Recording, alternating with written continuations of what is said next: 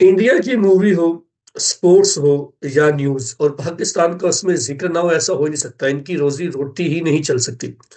आजकल इंडिया में हर ज़ुबान सरेआम है उस्मान तारिक और उसका action.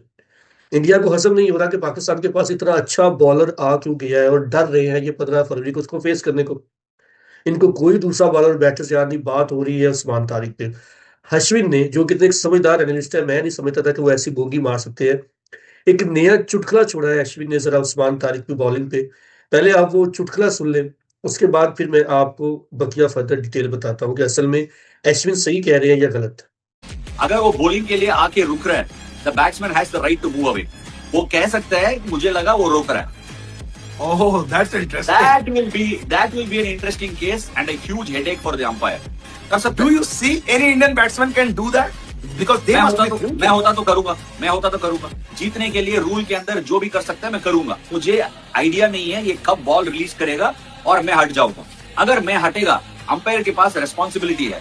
Imagine the pressure that it will put on Usman Tariq. Match का बीचों बीच that will be an incredible joy ride. एक इक्का है, एक टीम में ये इक्का है Suddenly क्या बन और जाता है? इक्का सडनली क्या बन जाता है। Zero खत्म. ले जी, आपने चुटकुला सुना अश्विन का। पहली बात तो ये कि ऐसा हो नहीं सकता। आईसीसी या जहाँ के अंपायर है वो खड़े होंगे तो रूल्स ऐसे कहता ही नहीं है। जब आपका एक्शन ही सेम हो, आप 6 की 6 बोले ऐसे डालें, तो उसमें ऐसा मुमकिन नहीं हो सकता कि प्लेयर पीछे हट जाए। रिसेप्शन तब होता है कि जब आप अपना एक्शन चेंज करते हैं।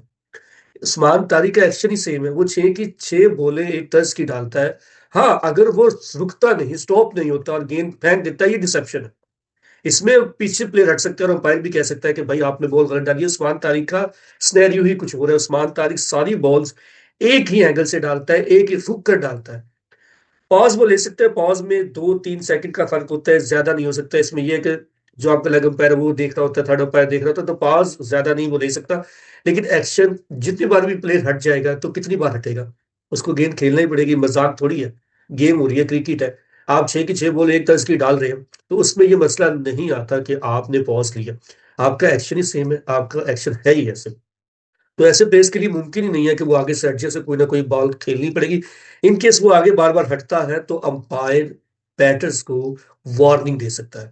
लेकिन अगर वो सेम ये चीज़ दोबारा दोहराता है तो उसको अपनी बैटिंग से हाथ धोना पड़ सकता है। तो अश्विन साहब रिसर्च करके आना था।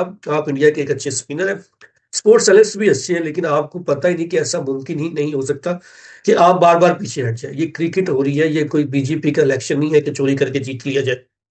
तो मसला ये है कि उस्मान तारिक का एक्शन आईसीसी भी क्लियर कर चुका है और वो टूर्नामेंट्स भी खेल चुका है, वो 2 मैचेस भी खेल चुका है। आईसीसी की तरफ से कोई ऐसी प्रेस कॉन्फ्रेंस या प्रेस रिलीज़ नहीं आई जिसमें उस्मान तारिक का उन्होंने एक्शन डाउट करा दिया। तो अश्विन साहब और इंडिया प्लीज़ वर्क करके आएँ, उस्मान तारिक की बॉलिंग से डरे ना। 15 फरवरी है, मैच पे फ़ोकस करें क्योंकि आपको 15 फरवरी को एक बहुत बुरी शिकस्त होने लगी है। ये मेरी बात और ये मेरी वीडियो सँभाल के रखिए।